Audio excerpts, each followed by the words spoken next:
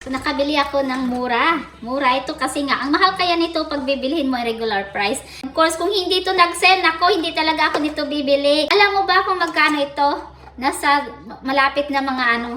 Ayan o, basta naka-yellow tag, naka-sale yan. Kaya talagang nag-grab ko yung opportunity para bibilhin dahil nga, naka-sale.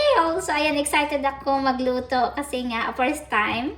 So, ito na, fresh na fresh. Ayan. Pink na pink talaga siya.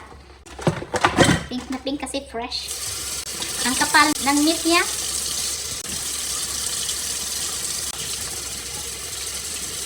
So, ayan, after ko hinugasan, ayan, dampian natin siya ng paper towel para ma-absorb yung mga excess water dito para hindi mamaya magtilamsik pag nag-fry tayo. So, it's time to season. So, nag-spread ako dito ng salt and black pepper. And of course, may pa-bonus. Meron ako ditong meat tenderizer. Actually, yung iba, yung lang nilagay nila salt and black pepper. Pero ito, optional lang naman. Kung meron naman kayo, why not? Diba? Nakakatulong naman ito para sa taste ng inyong meat. So, i-rub ko siya para evenly ma-coat siya ng seasoning. And then, i-set aside ko para mas maganda talaga yung outcome at malasa. So, mas maganda pagka na marinate siya ng medyo matagal. Or 1 hour is enough. Alam niyo ba mga kalutong bahay, dito ko lang nalaman na meron pala itong iba't ibang klase ng pagluluto. Kasi nga, syempre, hindi naman ako nito nakain dati. At saka, hindi naman ako nito nagluluto. Dahil sa hirap ng buhay, makakain lang ako dati ng meat pagka tuwing may fiesta o nakikipiesta sa ibang barangay. Minsan, pagdating sa mga birthday, swertihan lang pagka magkatay ka ng manok. Ayun, kung may alaga kang manok. Pero kung wala, edi walang-wala na talaga. Pero ito ako ngayon, nagluluto ng steak. Dahil syempre, nag-grab ko yung opportunity, nag-sale ba naman.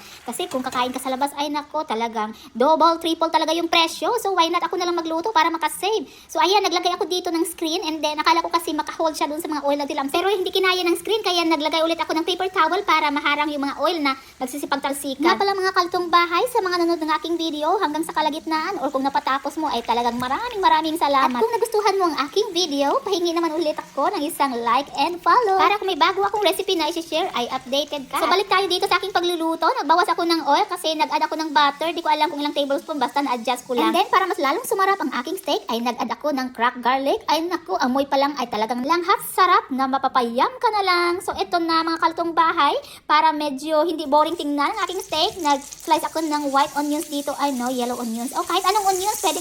Optional lang naman yan. Kung gusto mo lang naman, syempre ako medyo maarte, kaya ayan. Para mas lalong appetizing ang aking serving, ayan, nag-add ako ng asparagus. So na-steam ko muna siya ng mga 4 minutes para maging half cook, and then ito na stir fry ko dito sa aking remaining butter. And then binalik ko ulit yung aking toasted garlic para mas lalong sumarap. And I add a pinch of salt sa aking asparagus para medyo malasa na din. And then sabi ko kako, dito na lang ako mag-serving sa sa chopping board para iwas hugasan ba, kasi ang daming hugasan, nakakatamad na kaya maghugas lalo na pagkabusog. Kaya ayan, dahil abot langit yung aking kartihan, nag-sprinkle na rin ako ng roasted sesame seeds. So ito na, feelingera mo na inyong kalutong bahay, charot. Yung feeling kumakain ka sa restaurant pero nasa bahay lang. Alright, so that's it for today. Thank you so much for watching and see you on the next video.